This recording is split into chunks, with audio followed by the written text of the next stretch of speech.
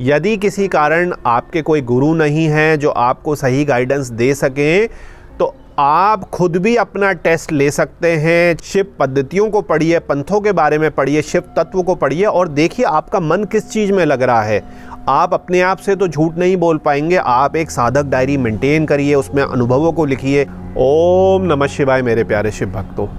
आप जो भी नए शिव भक्त हैं, भगवान शिव की साधना करना चाहते हैं, या हाल फिलहाल आपने खुद ही साधना शुरू कर दी, आपके कोई गुरु नहीं है, आप कंफ्यूज हो रहे हैं इंटरनेट पे अलग अलग ज्ञान को लेकर कि भगवान शिव की आखिर कौन सी साधना करूं, कौन सी कर सकता हूं, नहीं कर सकता हूं, शिव का नाम जप मैं करूं, ओम नमः शिवाय करूं, नमः शिवाय करूं, शिवाय नमः करूं। तो ऐसे ही बहुत सारे शिव साधना से रिलेटेड प्रश्न आप सभी लोगों ने संस्था को व्हाट्सएप और ईमेल करके करे। आपके जो प्रश्न हैं उनके मैं डिटेल में आपको आंसर दे रहा हूं ताकि शिव भक्ति में आप बढ़ सकें। और इस वीडियो का जो मकसद है बहुत ही ज़्यादा ट्रांसपेरेंट है, क्योंकि हम सभी जो हमारे भगवान शिव के पंथ हैं, धर्म हैं, पद्धतियां हैं, उनका सम्मान करते हैं। कुछ पद्धतियों को हम अपनाते हैं, कुछ पद्धतियों को हम नहीं अपनाते हैं, लेकिन जो यह वीडियो है एकदम ट्रांसपेरेंट रहेगी ताकि आपको शिव तत्व से जुड़े सभी धर्म और जो पंथ हैं, जहाँ तक हमारी कोशिश है जितने ज़्यादा हम डिटेल उसमें डाल सकें। हो सकता है कुछ छूट जाए तो उसके लिए क्षमा पहले से ही हम मांगते हैं, लेकिन 99% चीज़ें आपको शिव भक्ति से रिलेटेड क्लियर हो जाएंगी इस वीडियो से। मेरे प्रिय शिव भक्तों, सबसे बड़ा जो प्रश्न आता है वो ये है कि भगवान शिव के किस रूप को हम माने, कि हम निर्गुण रूप को माने जिसका कोई रूप नहीं है, या हम उसके सगुण रूप को माने जिसमें भगवान शिव को हम किसी मूर्ति, पोस्टर, पेंटिंग के रूप में मानते हैं। तो यहाँ मैं आपको बताना चाहूँगा जो हमारा शिव तत्व है वो है ही बहुत ज़्यादा निराला। आप जिस रूप में भगवान शिव की पूजा करते हैं, जिस रूप में भगवान शिव को मानते हैं, जो आपके मन के अंदर, आपकी धारणा के अंदर, आपकी भक्ति के अंदर है, भगवान शिव आपको उसी रूप में दिखते हैं, उसी रूप में आप के ऊपर कृपा करते हैं। पहला कंफ्यूजन आपका दूर हो गया। आप बिल्कुल मत सोचिए आपका निर्गुण रूप में मन लगता है, आपका अद्वैत में मन लगता है, उसको आप लीजिए। आपका द्वैत में मन लगता है जिसमें भगवान अलग हैं, आप अलग हैं और दो लोग हैं, एक लोग नहीं अद्वैत की तरह, तो अधिकतर इसमें भी बहुत कंफ्यूज हो जाते हैं साधक और कई हफ्ते, महीने, वर्ष निकल जाते हैं कि कई जन्म भी निकल जाते हैं। आप इसकी अभी बिल्कुल चिंता मत करिए। आपने अभी पैर रखा है, आप इन दोनों में से किसी को भी पकड़ लीजिए और अपनी साधना शुरू कर दीजिए। फिर जो इष्ट कृपा होगी वो आपके मन में बैठेगी और आप उस साधना के पथ में आगे बढ़ेंगे। अब इसके बाद हम चर्चा करते हैं कि ये तो चलिए सही है, निर्गुण रूप और सगुण रूप तो आपने बता दिया, और जिस रूप को आप धारणा करते हैं उस रूप में भगवान शिव आपको आशीर्वाद देते हैं, उनकी भक्ति आपकी मिलती है। लेकिन अगर हम उनके अन्य रूपों की बात करें कि जी मेरा जो मन है वो भोलेनाथ पर लगता है, मेरा जो मन है वो नीलकंठ पे लगता है, महादेव पे लगता है, रुद्र पे लगता है, अघोर पे लगता है, तो मैं इन जो अलग अलग रूप हैं उनमें से किसको मानूं? हो सकता है कि आप डांस और म्यूज़िक में हैं तो आपका नटराज पर लगता है, आपका अर्धनारीश्वर पर लगता है, क्योंकि भगवान शिव के बहुत सारे रूप हैं और हर रूप में अलग अलग रस है, क्योंकि हर रूप में उन्होंने कुछ अनोखा कार्य करा है। क्योंकि जो हमारे भगवान शिव के अलग अलग रूप हैं उनमें अलग अलग रस हैं, तो जिस भक्त को जो रस अच्छा लगता है, जिसमें उसकी भक्ति बैठ जाए, उसको वो अपना ले। और यहाँ पर कई जो हमारे पंथ हैं, हमारी पद्धतियाँ हैं, और जो हमारे पूरे भारत या दुनिया के अलग अलग डेमोग्राफी है, अलग अलग क्षेत्र हैं, उसके हिसाब से भी कुछ पद्धति का वहाँ पर ज़्यादा प्रचलन है। इसको भी हमें देखना है। जैसे कश्मीर है तो कश्मीर शैविज़म है, जो हमारे लिंगायत संप्रदाय है वो साउथ में ज़्यादा है, नेपाल और थोड़ा बिहार के बॉर्डर में हमारा पाशुपतिनाथ है। तो इस तरीके से अलग अलग जो हैं मान्यताएं हैं। उसी में आपके अघोर पंथ है, कपालिक है, इसी में जो हमारे शिव भक्त हैं अपने हिसाब से कोई महाकाल को मानता है, कोई शंभू को मानता है, कोई शंकर का रूप मानता है। तो ये सब आपके ऊपर है। अब हम बात करते हैं कुछ बड़े जो हमारे पंथ हैं, जो बहुत पुराने पंथ हैं और पंथ पद्धति उसमें चलती चली आ रही है, तो वो शिव जी से जुड़ी हुई क्या क्या है इसको हम जानने की कोशिश करते हैं। तो जब आप शिव भक्ति में और अंदर डूबेंगे, साधनाएं करेंगे, तो आपको अलग अलग जो शिव की पद्धतियां हैं, पंथ हैं, उसके बारे में पता चलेगा। फिर जिसमें आपका मन लग जाए आप उसमें भक्ति कर सकते हैं, आप उसमें साधना कर सकते हैं, चाहे तो विधिवत गुरु दीक्षा भी उसमें ले सकते हैं। और यहाँ पर मैं आपको बताना चाहूँगा, कई सारे जो हमारे कॉलेज के मॉडर्न युवा हैं, यहाँ तक कि भारत से बाहर के भी बहुत सारे फॉरेनर्स हैं, वो भगवान शिव को डायरेक्ट या इनडायरेक्ट रूप में मानते हैं। कैसे मानते हैं कि वो हठ योग का प्रयोग करते हैं अपनी फिटनेस के लिए, वो ओम की मेडिटेशन की चैंटिंग करते हैं अपने को डिटॉक्स करने के लिए, अपने को रिलैक्स करने के लिए, अपने को अपनी माइंड की पावर को बढ़ाने के लिए, और उनका रिलीजन या पद्धति से डायरेक्टली कोई इन्वॉल्वमेंट नहीं है। तो ऐसे भी जो साधक हैं वो बिल्कुल चिंता ना करें। भगवान शिव तो इनफाइनाइट हैं, अनंत हैं, परम पिता परमेश्वर हैं। आप भगवान शिव की शरण में जाएंगे, आपका यदि रिलीजियस मोटिव है वो भी वो पूरा करेंगे। आपका यदि फिजिकल फिटनेस का या अपने माइंड को बढ़ाने का या किसी शक्ति साधना का आपका मतलब है, तो भगवान शिव उस पर भी आपको कृपा करेंगे। तो आप अपनी साधना में भगवान शिव से जिस भी रूप में जुड़ना चाहते हैं आप जुड़िए, बिल्कुल आप चिंता मत करिए, क्योंकि ये जो सारा संसार है भगवान शिव ने ही बनाया है और भगवान शिव के बाहर ये संसार है भी नहीं। तो मेरे प्यारे शिव भक्तों, अगर हम भगवान शिव के निर्गुण भक्ति की बात करें, उसकी सिंबलाइजेशन की बात करें, जिसमें भगवान शिव जो हैं उनका कोई रूप नहीं है, तो देखिए जो हमारे ब्रह्म है, ओम है, नित्य है, निर्विकल्प है, निराकार है, चैतन्य है, अनंत है, आदि है, अव्यक्त है, जो सच्चित आनंद है, वो सब भगवान शिव के निर्गुण रूप ही है, निर्गुण भक्ति है। और यदि आप उनकी सगुण भक्ति करना चाहें तो भगवान शिव के किसी भी रूप को आप ले सकते हैं, या उनके जिस भी रूप में आपको रस आता है, जैसे महादेव हैं, नीलकंठ है, महाकाल हैं, काल भैरव हैं, शंभु हैं, पशुपति हैं, भोलेनाथ है, अर्धनारीश्वर हैं, नटराज हैं, त्र्यंबकम हैं या शंकर हैं, और भी बहुत सारे भगवान शिव के रूप हैं। तो किसी भी भगवान शिव के रूप को आप पकड़कर अपने मन में धारणा बैठाकर उसकी भक्ति शुरू कर सकते हैं, और वही रूप जो भगवान शिव का है आपके ऊपर कृपा करेगा, आपकी भक्ति में आपको आगे बढ़ाएगा। तो मेरे प्यारे शिव भक्तों, देखिए जो हमारे शिव भक्त हैं, जो शिव भक्ति करते हैं, कई प्रकार के हो सकते हैं। जो केवल शिव नाम जप कर रहे हैं, उनके पास उतना टाइम नहीं है, वो पूरी पद्धति के साथ नहीं कर सकते, कई सारी उनको मुश्किलें हैं, तो सिंपली भगवान शिव का वो जो नाम जप है वो कर सकते हैं। दूसरे प्रकार के जो हमारे शिव भक्त हैं वो मंत्र जाप कर रहे हैं, प्राणायाम कर रहे हैं, आसन जमा रहे हैं, शिव माला लेके मंत्र जाप कर रहे हैं। तो कुछ जो हमारे शिव भक्त हैं ऐसे भी हैं, यहाँ पर उनके कोई गुरु नहीं है, तो अपने आप ही वो इंटरनेट में देख के, यूट्यूब में देख के, कुछ किताबों को देख के अपने आप ही साधना पथ में आगे जा रहे हैं। उनका एक कोई फिक्स्ड रास्ता नहीं है, क्योंकि कोई गुरु है नहीं उनको बताने के लिए, और कोई पद्धति वो अपना नहीं रहे।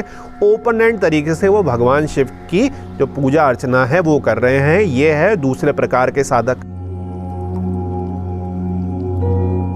तीसरे प्रकार के वो नए शिव साधक हैं जिनके घरों में, जिनके कुल में, जिनके इष्ट जो देव हैं या जो उनका पंथ है, जो उनके गुरु हैं, जो उनके फादर या फोरफादर मानते थे, वो अब नई जनरेशन में दीक्षित हो रहे हैं। कई बार इसमें ऐसी भी सिचुएशन बन जाती है कि आपका किसी कारण जो आपका पंथ है, जो पुराना पंथ है, जो पुराने गुरु हैं या पुरानी जो पद्धति है, उसमें आपका मन नहीं लगता और आप नई पद्धति या नए पंथ या नए गुरु को खोजने की कोशिश करती हैं। तो इसमें भी कोई चिंता की बात नहीं है, क्योंकि आपके मन में यदि ये विचार आया है और शिव भक्ति में आप जाना चाहते हैं, तो कुछ कारण रहा होगा कि पुरानी पद्धति से मन हटकर आप नई पद्धति पे जाना चाहते हैं। कोई इसमें दिक्कत की बात नहीं है। मेन जो काम है वो ये है कि किसी ना किसी रूप में, किसी ना किसी पंथ में, किसी ना किसी गुरु के द्वारा आप शिव भक्ति में डूबे। चौथे प्रकार के जो हमारे नए शिव साधक हैं वो हैं वैरागी, सन्यासी, यति, जो अपना गृहस्थ जीवन बिल्कुल छोड़कर सन्यास लेना चाहते हैं, पूर्णतः शिव भक्ति में डूबना चाहते हैं। तो ऐसे जो भी नए शिव साधक हैं जो अपना पूर्ण जीवन समर्पण करना चाह रहे हैं, उनसे मेरा अनुरोध है कि पहले जो बड़े बड़े हमारे मेन पंथ हैं, हमारे संप्रदाय हैं, उनके बारे में वो जान लें, उनके कैसे क्या क्या होगा, क्या क्या साधनाएं होती हैं, क्या पद्धति है, और फिर जाकर एक अच्छे गुरु को, एक अच्छे पंथ को लेकर उसमें वो अपना जीवन जो है समर्पित करें। कहीं ऐसा ना हो कि जल्दीबाजी में आपने कोई चीज़ पकड़ ली और वो आपके मन और मस्तिष्क के साथ कनेक्ट नहीं करती और उसमें आप साधना नहीं कर सकते। तो इसमें आप मत पढ़िए। पहले आप सारे पंथों को बिना किसी प्रेजुडिस के, बिना किसी धारणा बनाए, सारे ही पंथ अच्छे हैं। आप ऐसा नहीं कह सकते कि हमें कपालिक नहीं करना, अघोर नहीं करना, हमें नाथ संप्रदाय नहीं करना, हमें कश्मीर शैविज़म नहीं करना। सारे पंथ अच्छे हैं। केवल बात यह है कि आप किसको कर सकते हैं और इष्ट कृपा से आपके लिए कौन सी साधना या कौन सा पंथ बना है। क्योंकि इवेंचुअली सारे पंथों ने करना क्या है, सारी पद्धतियों ने करना क्या है, आपको भगवान शिव तक पहुंचाना है, आपको शिव तत्व का ज्ञान देना है। यदि किसी कारण आपके कोई गुरु नहीं है जो आपको सही गाइडेंस दे सकें, तो आप खुद भी अपना टेस्ट ले सकते हैं। 6 महीने, 1 साल आप शिव साधना करिए, अलग अलग शिव पद्धतियों को पढ़िए, पंथों के बारे में पढ़िए, शिव तत्व को पढ़िए और देखिए आपका मन किस चीज़ में लग रहा है।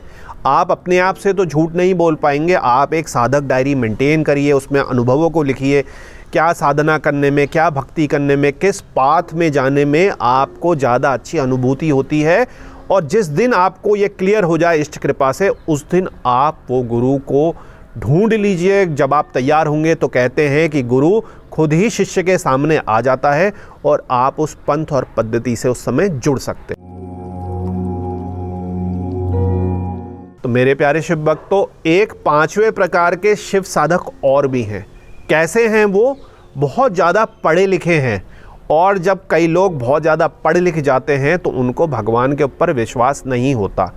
वो एथीस्ट बन जाते हैं या एग्नोस्टिक हो जाते हैं कि है तो सही लेकिन हम उनको प्रूव नहीं कर सकते, या भगवान होते ही नहीं हैं।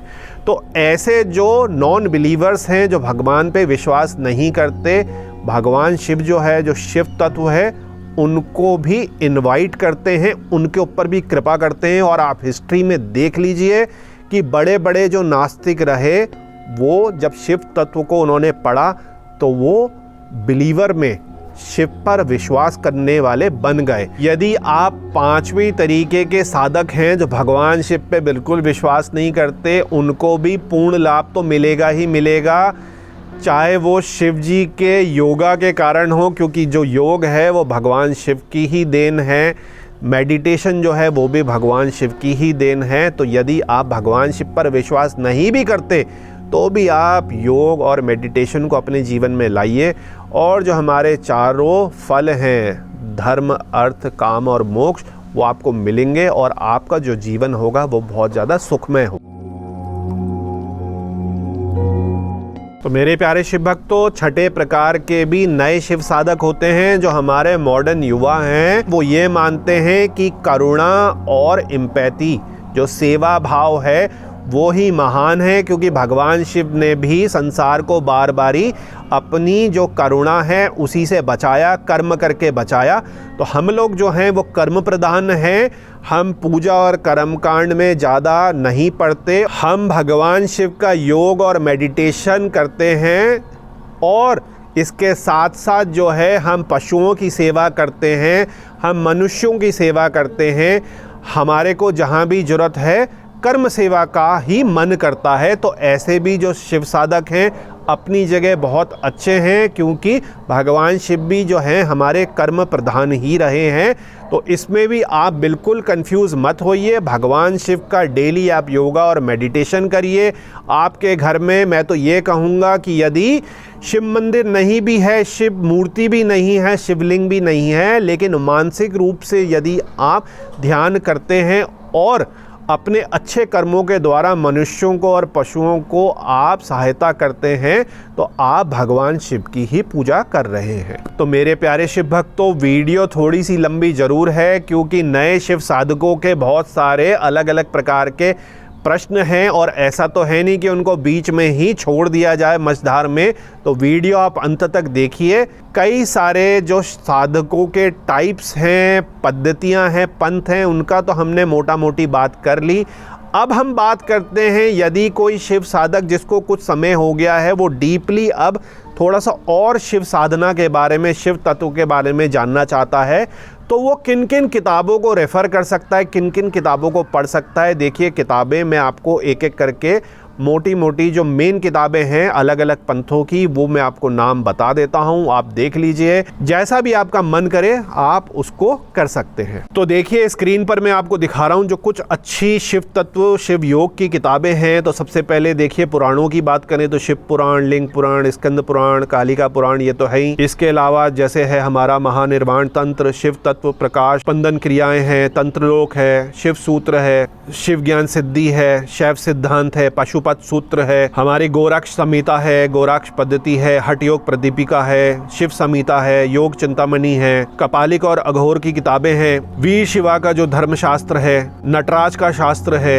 हमारा कुलार नवा तंत्र है, यमल तंत्र है, रुद्रमाल्य तंत्र है, भैरव तंत्र है, भैरवी तंत्र है। तो ऐसी बहुत सारी किताबें हैं। मेन जो किताबें हैं मैंने आपको स्क्रीन पर दिखा दी हैं। तो यदि आप स्टूडेंट हैं और किसी कारण आपके पास पैसे नहीं हैं तो आप इंटरनेट आर्काइव जो हमारी साइट है उसमें अधिकतर पीडीएफ या अपलोडेड हैं, हाई क्वालिटी की पीडीएफ हैं। जो कई किताबें आपको मार्केट में अमेज़न में नहीं मिल रही वो भी आप डाउनलोड कर सकते हैं। तो मेरे प्यारे नए शिव भक्तों, उम्मीद है इस संपूर्ण वीडियो से आपको बहुत कुछ क्लियर होगा। ये वीडियो तो एक बीज है, एक बड़े वृक्ष का बीज मैंने आपके दिमाग में बो दिया है।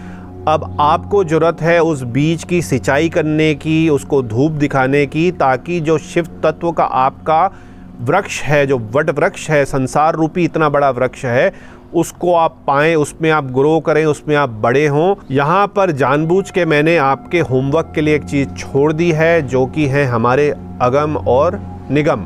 तो आप अगम और निगम के बारे में जानकारी करिए, नीचे कमेंट सेक्शन में लिखिए, क्योंकि वही विद्यार्थी अच्छे हैं जो कुछ अपने अध्ययन के द्वारा चीज़ों को ढूंढेंगे।